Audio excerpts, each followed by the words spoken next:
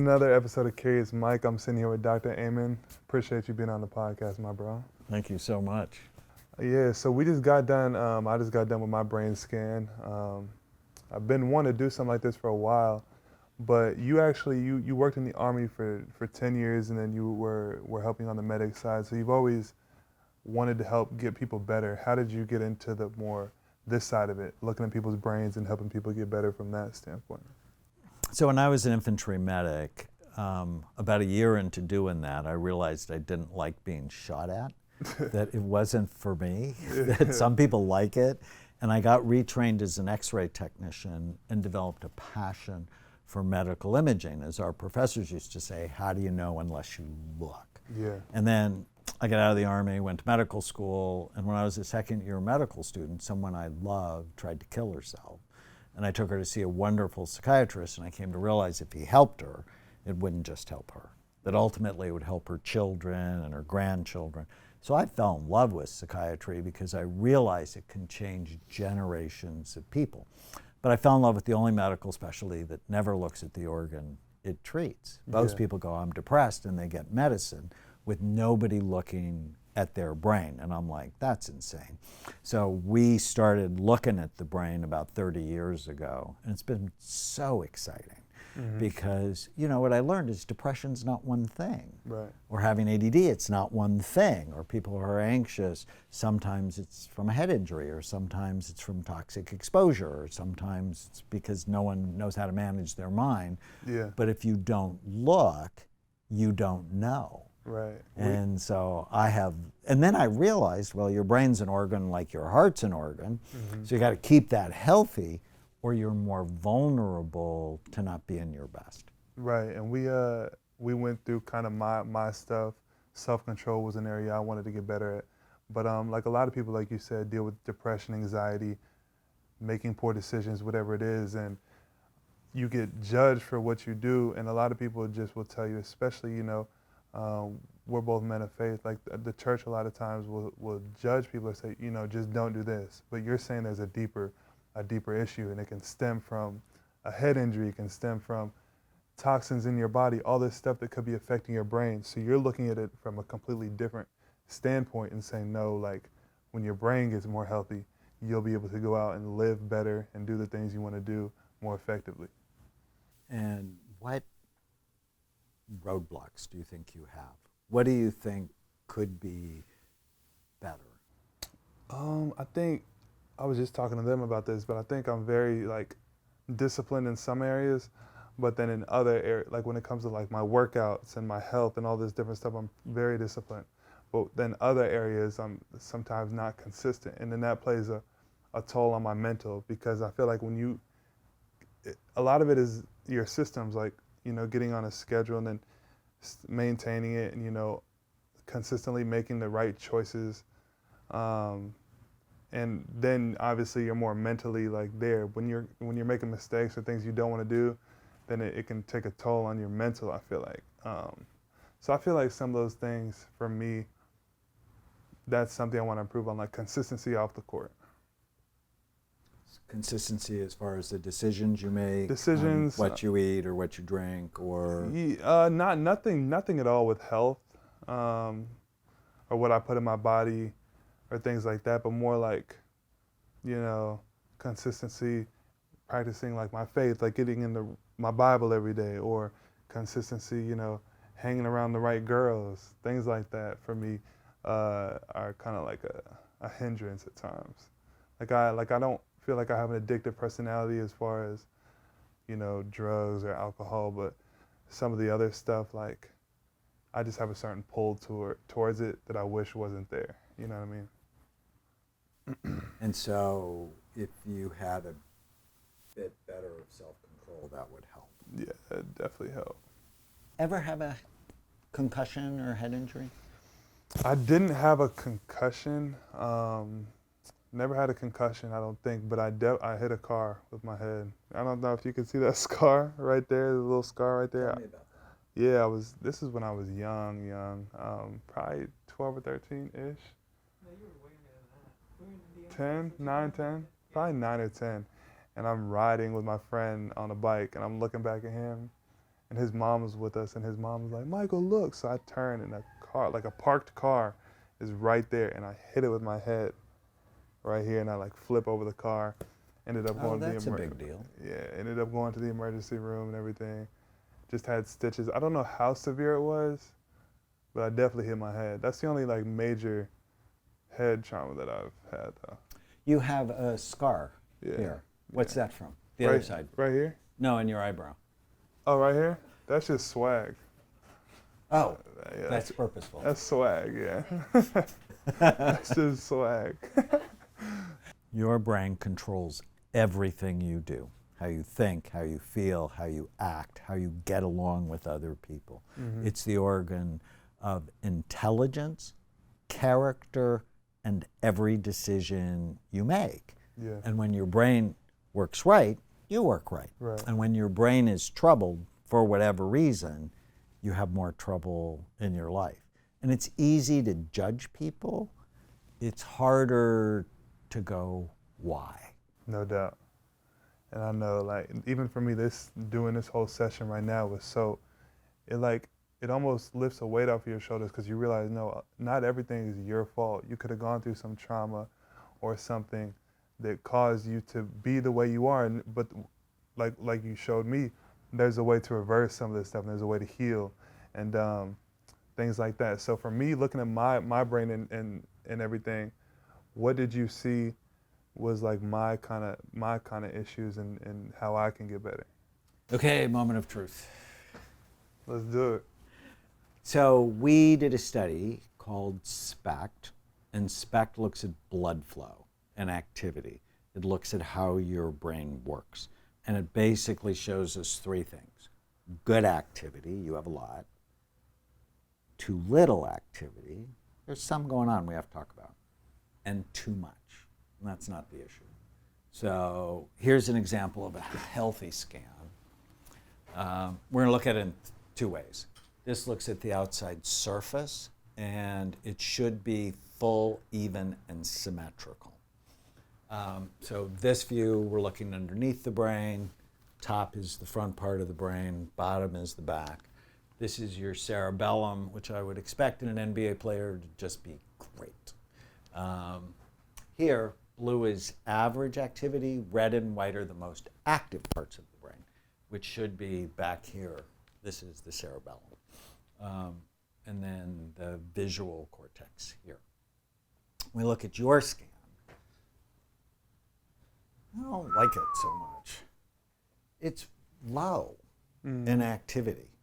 And is that from trauma? I think part of it, because I can actually see here in the back, your head got whacked. And as you described it, you're going on a bike and you're turned this way and someone says, hey, Michael, and you go here, boom, and then you flip. That's a lot of force. Your brain is the consistency of soft butter, tofu, custard, somewhere between egg whites and Jell-O. And if you look inside a skull, it has sharp, bony ridges. So I've asked God many times, why haven't you put bumper guards? He goes, who knew they would play football? Yeah. But it got whacked at some point. So if I can make this better, and I'm going to show you how to do that, you're going to have more mental horsepower. And when you go, I want to make this decision, you'll be more likely to follow through. Gotcha.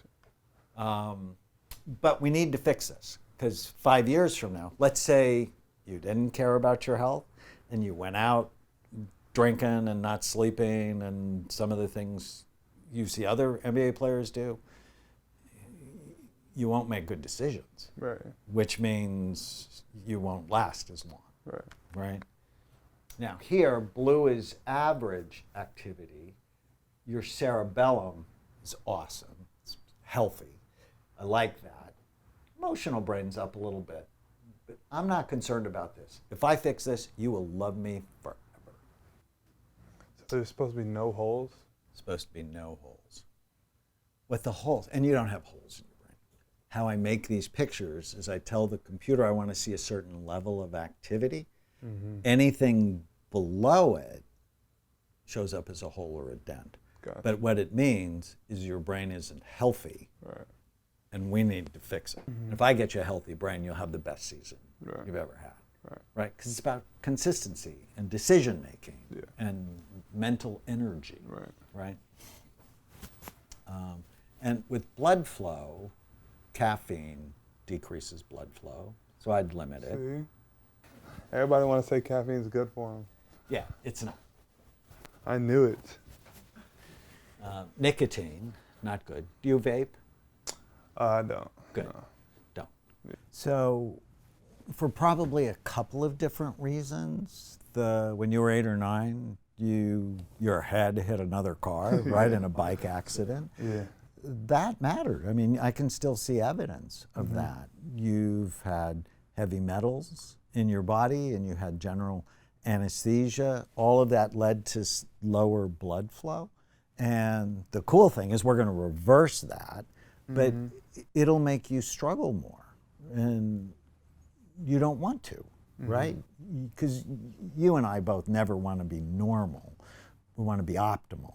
Right. And in order to be optimal, the computer has to work right, right? So I almost think of it like hardware and software. If we get the physical function of your brain as healthy as it can be, you can then be the best you can be. Gotcha. So they like I've heard it all the time, like around 25 your brain starts or stops, like you're fully developed. But you show me some brain scans of people who are 55 and then you scan them again at 65 and their brain is more healthy. So where does that come from? And like what stops happening at 25? And then like what is there you can do after that? So for girls, their brains are pretty much fully developed at 25. For boys, we're always behind. It's more like 27 or 28. doubt. So there's this process in the brain called myelinization, where nerve cells get wrapped with a white fatty substance called myelin. And when they get wrapped, they become more efficient. They work like 100 times faster. And myelin starts to be deposited in little kids at 2 months in their visual cortex in the back, and then slowly, about 25, finishes myelinating their frontal lobes. And that's why early drug abuse is a disaster, because it stops that beautiful developmental process. That's what maturity is about, right? Maturity is you just don't make the same stupid mistakes you made before, right? You're learning. But if the organ of decision making isn't healthy, it's not properly developed, that's a problem for you. Now, we have a lot of experience of taking brains that are troubled and making them better. Right. And so every day, your brain is becoming better or worse depending on how you slept, what you ate, the nutrients you took, the amount of stress you're under. I was on TV yesterday. It was just terrible. A new study came out. Depression in children doubled during the pandemic because of the isolation, the fear, the social unrest, the political divide.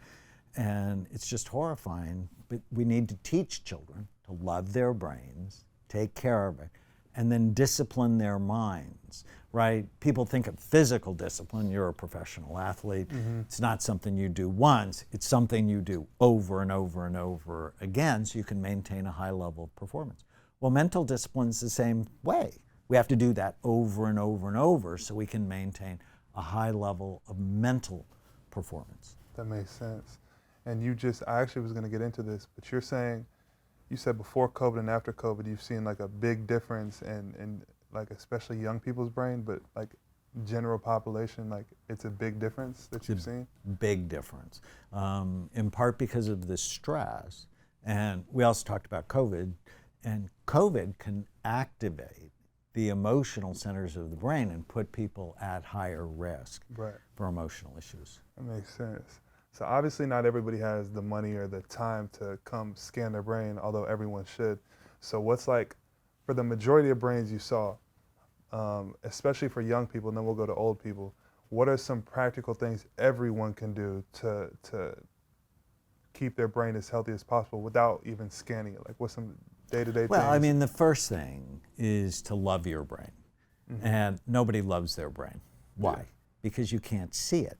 You can see the wrinkles in your skin or the fat around your belly, and you can do something when you're unhappy with it. But because most people never look, they don't care. Right. When I looked at my brain, first time in 1991, I was the top neuroscience student in medical school. I'm a double board certified psychiatrist, and I didn't care at all about my brain. And then when I saw it and it wasn't healthy, because I played football in high school, I had bad habits, I'm like, no, I have to care about this. And then I've spent the last 30 years making it better. So one, you have to care about it. That's the first thing. And then avoid things that hurt it. You just have to know the list. I went to my daughter's second grade class and I put 20 things on the board. And I go, okay, you tell me, good for your brain or bad for it? Football, everybody put bad for it. Hitting soccer balls with their head, bad. Smoking, bad. Marijuana, bad. Even the second graders know it, right? Yeah. I mean, there's this whole discussion in society, but second graders know it's not good for your brain. Alcohol, bad. Ice cream, they love it, but bad. The only thing they missed was orange juice, which they put in the good category, but it's way too much sugar. Whenever eating the sugar from 6 oranges, how does that make any sense? Eat the orange, don't drink the juice. Eat the orange, don't drink the juice. I actually, that's surprising to me because I'm someone that eats a lot of fruits and vegetables, and I was always told like the sugar between the two are a lot different. So I thought that oranges would actually be good for your brain, like orange. Oranges are good for your brain, not the juice. Huh. So whenever you unwrap sugar from its fiber source, it turns toxic in your body. So fructose can actually give you a fatty liver. It's really interesting. There's a wonderful YouTube video called Sugar, the Bitter Truth by Robert Lustig. If you watch that, you'll never drink fruit juice again. That's crazy. Yeah, I came in here knowing that some things were toxic for your brain, obviously like alcohol or getting hit in the head, that's bad for you, or going to McDonald's every day, certain foods are bad for you. But there's like a big debate going on, especially now, like all these places have legalized marijuana and are saying, all these studies are coming out saying it could be beneficial for you because of this or that. But you look at the brains, like all these people that are making these assumptions about what it does, they're not looking at what it does to your brain, and you've done extensive research and you're saying like, no, marijuana is definitely a negative for your brain.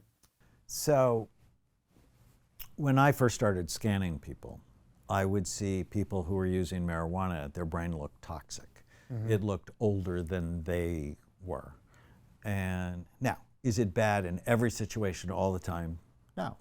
For my father-in-law who had cancer, and it was terminal, it helped him eat. That was good.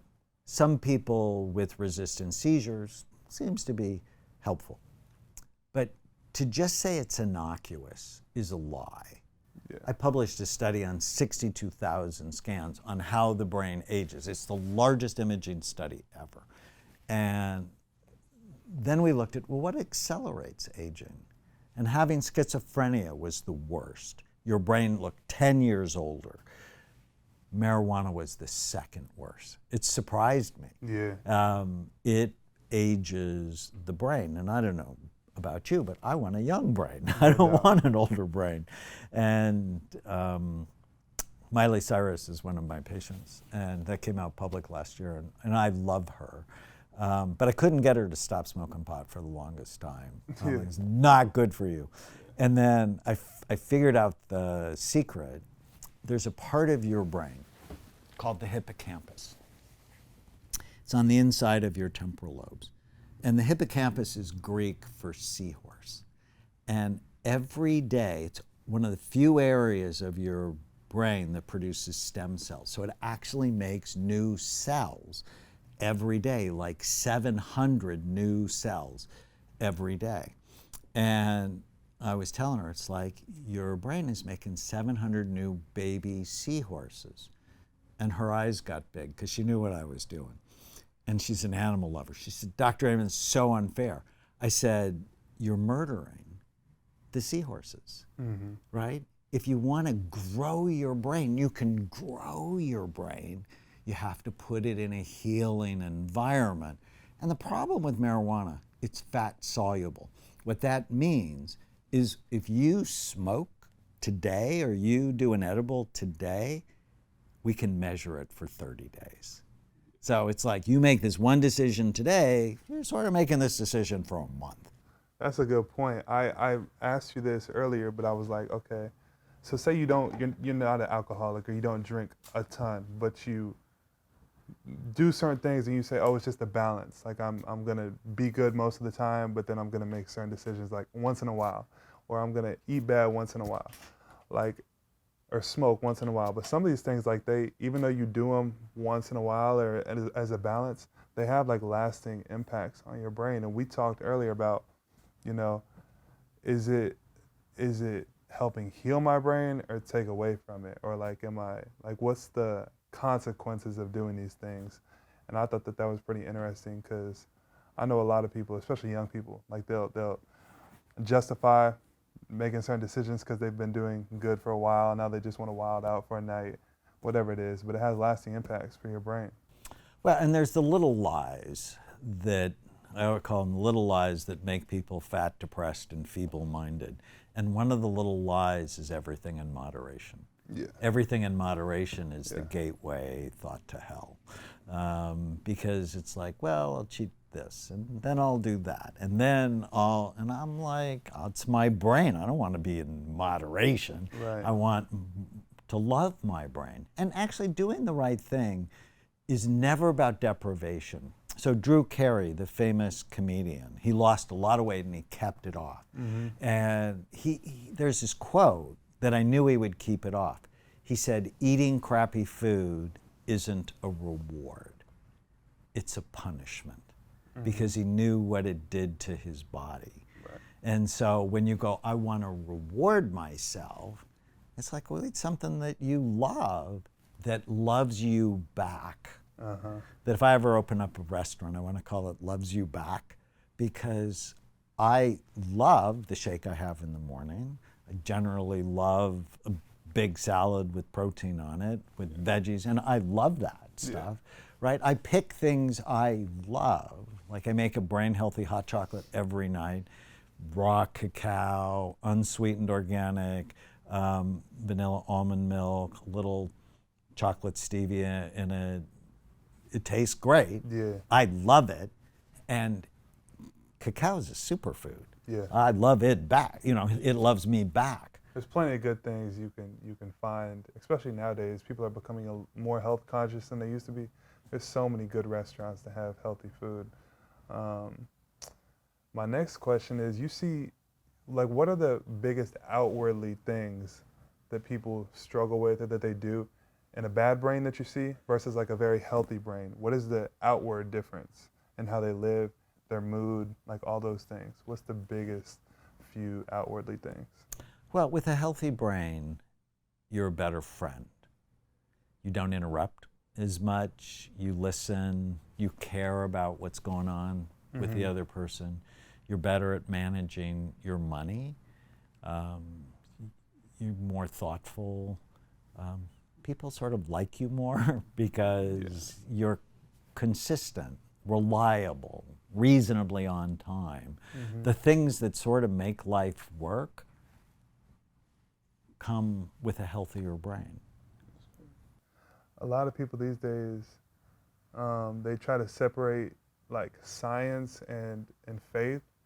And one thing we talked about earlier was how you take mind, body, spirit, all these different things, and you put them all into one. How do you kind of do that? Like, how do they all come together? And you were saying earlier, like, your brain helps you even with your relationship with God, or how you hear Him, or how you can be effective for Him in your purpose. Like, how do you put all those things together? Because a lot of people will try to put one. If they're struggling in life, they'll be like, oh, let me just get in the gym, work on my body, then I'll be happy after that. And then they find, no, I got super fit and I'm still not all the way happy. Or they'll try to fix just their diet, and then what do you need to put all of them together? So when I was a young medical student, our dean drew 4 big circles on the board. And he's like, never think of people as their diagnosis. Always think of them in 4 big circles. And this actually prevents burnout. Mm-hmm. It's what's the biology. So that person that's unhappy that's going to the gym, that's a good thing. But it's only a piece of it. It's they're getting physically healthy. Mm-hmm. So there's a biological circle. There's also a psychological circle, which is how do you think?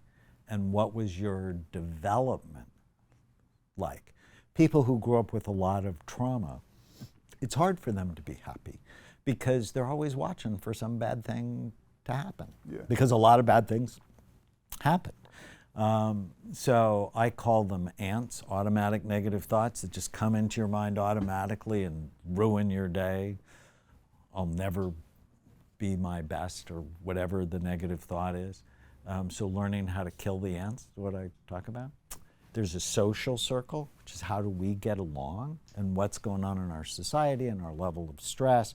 So being effective at living is really helpful. Being effective in relationships, and just one tip is if you notice what you like 5 times more than you notice what's wrong, your relationships are going to be better. Yeah. So you notice in my office I have penguins. There's a whole story around that. And then there's the spiritual circle, which is why do you care? What is your sense of meaning and purpose? Purposeful people live longer. Mm-hmm. They're healthier. They have a reason to do the right thing. So for my patients, I'm like, so why do you want to be better? Yeah. How's your life going to be better if your brain is better? Yeah. And as you go on this journey, like you just gave me a lot of things that I could do to get better, but everyone has bad days, and you know, they, like you showed me the graph of there's this program that you put people on, but they have dips. But if they stick with the program, they'll see change, and you know, if you scan your brain later, it'll be better. But but another part you brought up was how you deal with the bad days, like gives you data, and you don't look at bad days as like, oh, I just have a bad day. And I know a lot of people, me included, like I'll look at a bad day and then get guilty, but those bad days can turn into multiple bad days. But you were saying earlier how you turn it into data. Okay, why was this a bad day? Like, why did I make this choice that I didn't want to make? So talk a little bit about that, because I think especially people that watch this and, okay, I want to make a change, and then they try it for a while and then they have a few bad days, it might turn into like a bad month or a bad year. How do you? And then they'll go to the doctor and end up with Lexapro or Adderall or sleeping pills. Right. Right? Because they didn't learn. Yeah. So there's a phrase I love, be curious, not furious. Mm-hmm. So many people that make a bad decision and then they'll hate themselves and then they'll continue to make the bad decisions. Yeah. So I have a patient, a good example is I have a patient who has an eating disorder. She has bulimia. And she was doing really well. And then she came in and she was ashamed of herself because she relapsed. And I'm like, curious, not furious, walk me through the day. Yeah. And she hadn't eaten anything and went out with her friends and had a drink and then a plate of nachos.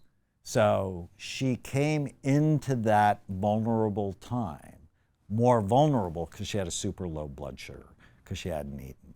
Mm-hmm. And then the alcohol lowered it further, and then the nachos, she hated herself, made herself throw up. I'm like, so yes, you can shame yourself if you want to, it's just not helpful. Yeah. What happened? So what we need to do is eat during the day so that you have a healthy blood sugar, so when they offer you the alcohol, you can go, not for me. Right. And we just learn. And it's like someone struggling with an addiction. Mm-hmm. You don't shame them with a relapse, is you go, what happened? Exactly. You know, what's the goal? And what can we learn from it? Right. So that you can be what you want. And that's what I want. I want people to be clear with what they want and then just go, is my behavior getting me what I want? But you got to be open too. Like, you can't just relapse and then feel ashamed and keep it all inside. You got to like have people in your life that you can tell, be all the way open. No, like I relapsed today, or even if I've relapsed 7 days in a row, like you got to have people in your circle that you can talk to. How important is And nobody's perfect, which is why Yeah. Jesus died on the cross. No doubt. Exactly. How important is having people to be all the way healthy, having people you can talk to about when you're having those bad days. Yeah, people are contagious. So you have to be careful who you surround yourself with. So choose wisely. They're as contagious as COVID. Um, but you want to nurture your circle. So be careful with who you pick. But then you want to nurture it. So important. Because we're connected as a species, right? Polar bears, they're good at being by themselves, right? Unless they're making a baby polar bear, they don't need anybody because that's not how they were made. We were made in connection, and it's essential.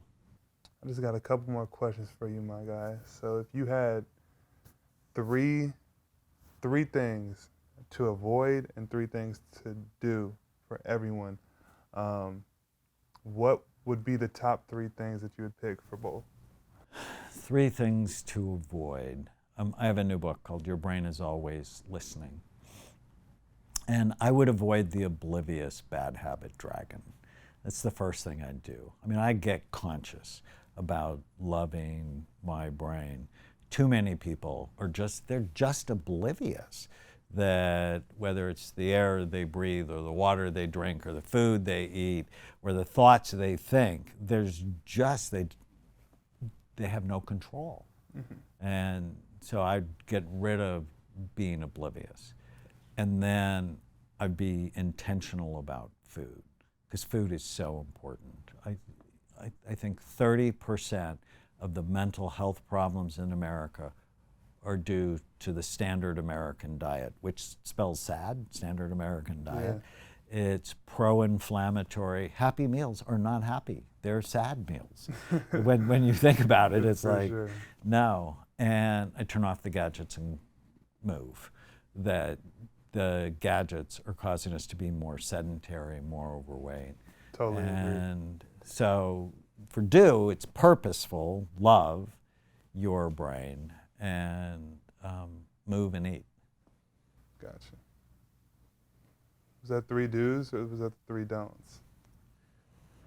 Well, love your brain, move and eat, right, Yeah. and avoid the oblivious bad habit dragon, and watch the digital addiction and the standard American diet. Gotcha.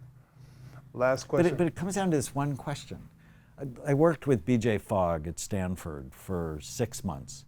He created something called Tiny Habits. What's the smallest thing I can do today that'll make the biggest difference? And we have 50 tiny habits. But the mother tiny habit is just ask yourself as you go through your day, is this good for my brain or bad for it? And if you can answer that with information and love of yourself, love of your mission, why you're on the planet, love of your family and friends, begin making better decisions. Right. No doubt. My last question for you is, obviously you've already made such a huge difference in the world. A lot of, celebrities who have been addicted, all this stuff, you've helped heal them. What is your overall goal and what you want to do, and where do you see the world? What's your main goal for the world? So it's going to sound crazy, but I want to end mental illness. I hate the term mental illness. It shames people, it's stigmatizing, and it's wrong. These are brain health issues. Call someone mental, you shame them. Call someone brain, you elevate them. Right. So I want to end mental illness by creating a revolution in brain health. And what I want to do with my influencers is I want you to help me figure out how to make brain health cool. No doubt. And so, for me to take an NBA player that is masterful at his craft and go, yeah, let's make brain health cool. A lot of people pay attention to that. No doubt. Well, I think you can do it because the world's already moving in more of a health conscious state. The brain is a little ignored, but I think, you got it going on, and I see it firsthand, the benefits. You know, I thought everything was cool in my brain.